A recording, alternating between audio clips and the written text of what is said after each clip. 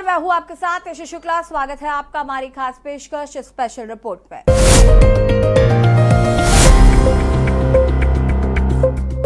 आज हम सबसे पहले बात करेंगे तलाकशुदा मुस्लिम महिलाओं की सुप्रीम कोर्ट से मिली जीत की। दरअसल अब मुस्लिम महिलाएं भी अपने पति के खिलाफ सीआरपीसी की धारा 125 के तहत अपने भरण पोषण के लिए याचिका दायर कर सकेंगी।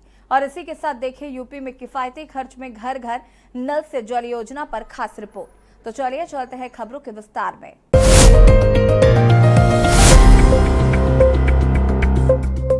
सुप्रीम कोर्ट ने मुस्लिम महिलाओं के हित में बुधवार को जो बड़ा फैसला सुनाया वो चर्चा का विषय बन गया है। इस पर बहस छिड़ गई है। बता दें कि सुप्रीम कोर्ट के फैसलों को शाहबानो 2.0 केस से देखा जा रहा है। बहरहाल हाल ही के फैसले के तहत अब मुस्लिम महिलाएं भी अपने पति के खिलाफ सीआरपीसी की धारा 125 के तहत अपने भरण पोषण के लिए याचिका दायर कर पाएंगी। देखिए रिपोर्ट। फैमिली कोर्ट से सुप्रीम कोर्ट तक का सफर। ये पूरा मामला 15 नवंबर 2012 का है। मुस्लिम महिला ने अपने पति का घर छोड़ दिया था। 2017 में महिला ने अपने पति के खिलाफ आईपीसी की धारा 498A और 406 के तहत केस दर्ज कराया। इससे नाराज होकर पति ने महिला को 3 तलाक दे दिया। 28 सितंबर 2017 को उनके तलाक का सर्टिफिकेट जारी हो गया।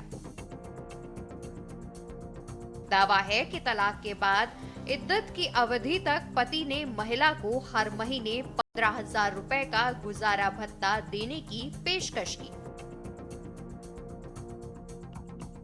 इद्दत की अवधि 3 महीने तक होती है, लेकिन महिला ने इसे लेने से इनकार कर दिया। महिला ने फैमिली कोर्ट में याचिका दायर की और सीआरपीसी की धारा 125 के तहत गुजारा भत्ता देने की मांग की। 9 जून 2023 को फैमिली कोर्ट ने हर महीने 20,000 रुपए का गुजारा भत्ता देने का आदेश दिया। फैमिली कोर्ट के फैसले को पति ने तेलंगाना हाई कोर्ट में चुनौती दी। 13 दिसंबर 2023 को हाई कोर्ट ने फैमिली कोर्ट के फैसले को बरकरार रखा, लेकिन हर्जाने की रकम 20,000 से घटाकर 10,000 रुपए कर दी। पूर्व पति ने हाई कोर्ट के फैसले के खिलाफ सुप्रीम कोर्ट का दरवाजा खटखटाया। उसने दलील दी कि एक तलाकशुदा मुस्लिम महिला सीआरपीसी की धारा 125 के तहत याचिका दायर करने की हकदार नहीं है। मुस्लिम महिला पर 1986 का मुस्लिम महिला कानून लागू होता है।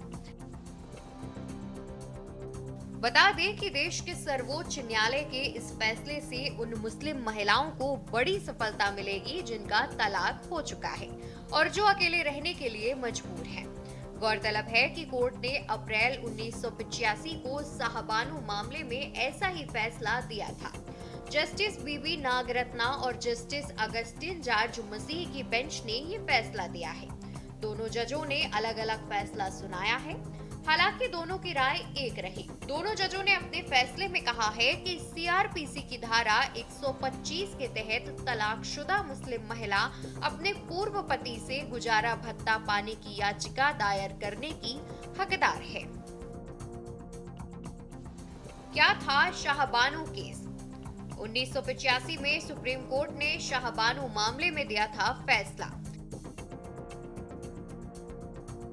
फैसले में कहा था कि सीआरपीसी की धारा 125 एक सेक्युलर धारा है जो सभी महिलाओं पर लागू होती है।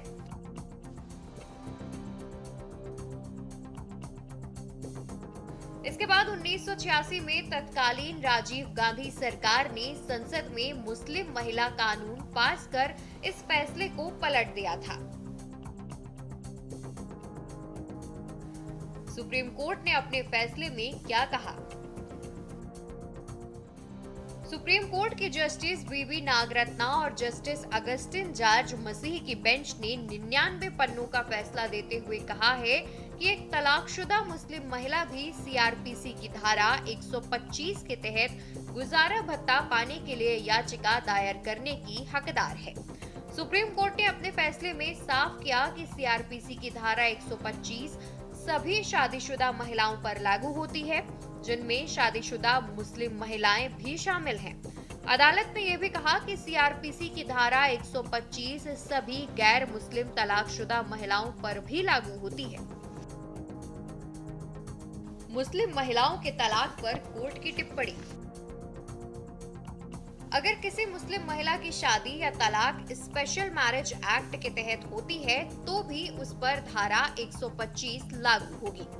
अगर मुस्लिम महिला की शादी और तलाक मुस्लिम कानून के तहत होता है तो उस पर धारा 125 के साथ साथ 186 के कानून के प्रावधान भी लागू होंगे। तलाकशुदा मुस्लिम महिलाओं के पास दोनों कानूनों में से किसी एक या दोनों के तहत गुजारा भत्ता पाने का विकल्प है। अगर 1986 के कानून के साथ साथ मुस्लिम महिला सीआरपीसी की धारा 125 के तहत भी याचिका दायर करती है तो 1986 के कानून के प्रावधानों के तहत जारी हुए किसी भी आदेश पर सीआरपीसी की धारा 127(3)(b) के तहत विचार किया जा सकता है। इसका मतलब यह है कि अगर पर्सनल लॉ के तहत मुस्लिम महिला को गुजारा भत्ता दिया गया तो धारा 127(3)(b) के तहत मजिस्ट्रेट उस आदेश पर विचार कर सकते हैं। आपको बता दें कि 3 तलाक को सुप्रीम कोर्ट ने अगस्त 2017 में असंवैधानिक घोषित कर दिया था। इसके बाद 2019 में मोदी सरकार ने कानून लाकर 3 तलाक को न सिर्फ असंवैधानिक किया बल्कि इसे अपराध के दायरे में भी ला दिया। बुधवार को दिए फैसले में जस्टिस नागरत्ना ने साफ किया है कि 3 तलाक के अवैध तरीके से किसी मुस्लिम महिला को तलाक दिया जाता है तो वो भी सीआरपीसी की धारा 125 के तहत हर्जाने का दावा कर सकती है। उन्होंने कहा कि तलाकशुदा मुस्लिम महिला को सीआरपीसी की धारा 125 से बाहर नहीं रखा जा सकता है, भले ही उसे किसी भी कानून के तहत तलाक दिया गया हो। जिस कानून के तहत एक महिला को तलाक दिया गया है उसके आधार पर गुजारा भत्ता देने में असमानता नहीं की जा सकती। क्या है सीआरपीसी की धारा 125? सीआरपीसी की धारा 125 में महिलाओं, बच्चों और माता-पिता को मिलने वाले गुजारे भत्ते का प्रावधान।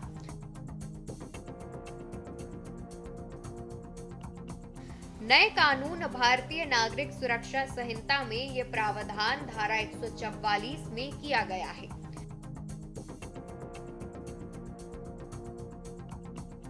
धारा के तहत पुरुष अलग होने की स्थिति में पत्नी, बच्चे और माता-पिता को गुजारा भत्ता देने से इनकार नहीं कर सकता।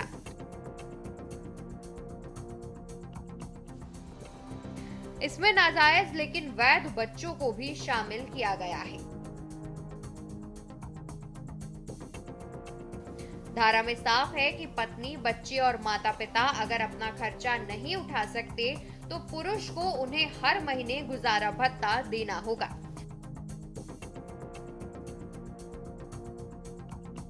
गुजारा भत्ता मजिस्ट्रेट तय करेंगे।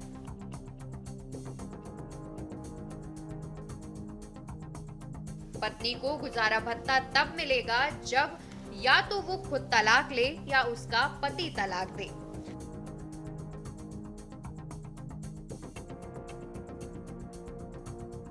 गुजारा भत्ता तब तक मिलेगा जब तक महिला दोबारा शादी नहीं कर लेती। शाहबानो केस से तुलना क्यों? बता दें कि 23 अप्रैल 1985 को सुप्रीम कोर्ट ने शाहबानो मामले में बड़ा फैसला दिया था। शाहबानो इंदौर की रहने वाली थी और उनके पति ने उन्हें 3 तलाक दे दिया था। तब सुप्रीम कोर्ट ने फैसला देते हुए कहा था कि सीआरपीसी की धारा 125 के तहत शाहबानो अपने पूर्व पति से गुजारा भत्ता पाने की हकदार हैं। 10 जुलाई 2024 को सुप्रीम कोर्ट की 2 जजों की बेंच ने एक बार फिर साफ कर दिया कि सीआरपीसी की धारा 125 के तहत तलाकशुदा मुस्लिम महिला गुजारा भत्ता का दावा कर सकती है। 1985 के फैसले में सुप्रीम कोर्ट ने यह भी कहा था कि एक मुस्लिम महिला को पति की दूसरी शादी होने पर उसके साथ रहने से इनकार करने का अधिकार है। दरअसल शाहबानो मामले पर फैसले से देश भर में राजनीतिक माहौल गर्मा गया था। मुस्लिम धर्मगुरुओं और पर्सनल लॉ बोर्ड ने इस फैसले का पुरजोर विरोध किया था।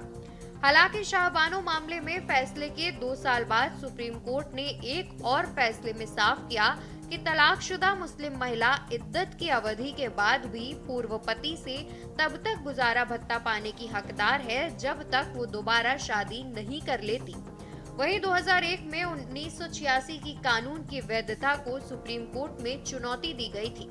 सुप्रीम कोर्ट ने इस कानून की वैधता बरकरार रखते हुए साफ किया था कि 1986 का कानून सिर्फ इद्दत की अवधि तक ही गुजारा भत्ता देने तक सीमित नहीं है।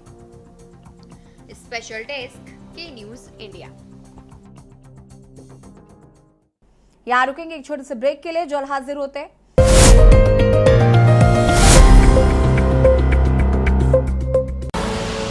आप देख रहे हैं के न्यूज, खबरों का सारथी।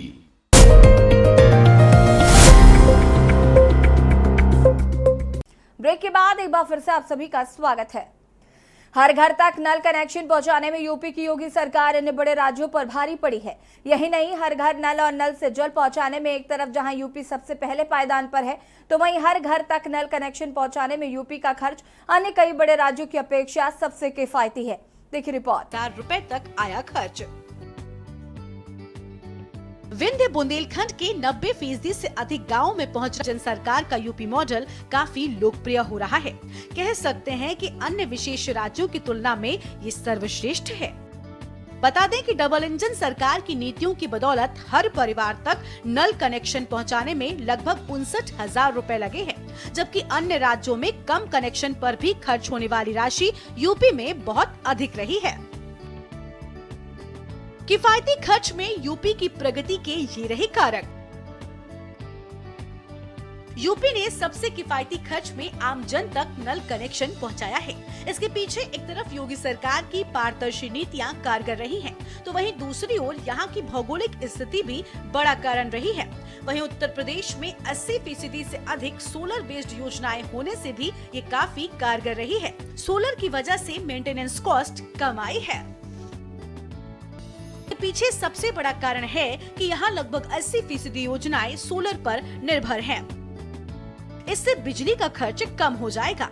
फिलहाल उत्तर प्रदेश में जल जीवन मिशन के तहत हर घर नल और जल पहुंचाने के लिए लगभग 32,930 योजनाएं सोलर बेस्ड चल रही हैं।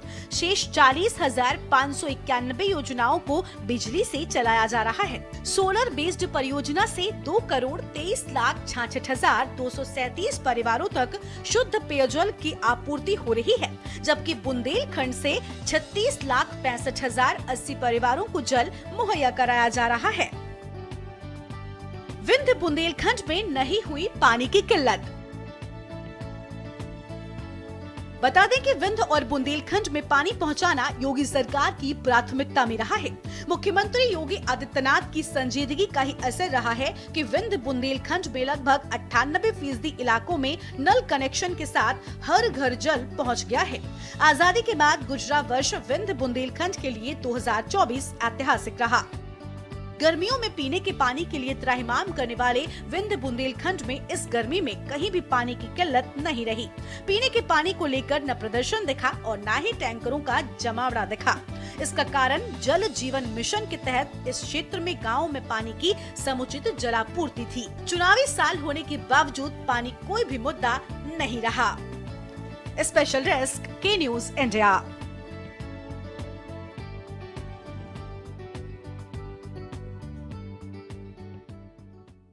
इस स्पेशल रिपोर्ट में फिलहाल इतना ही। देखते रहिए के न्यूज इंडिया। नमस्कार।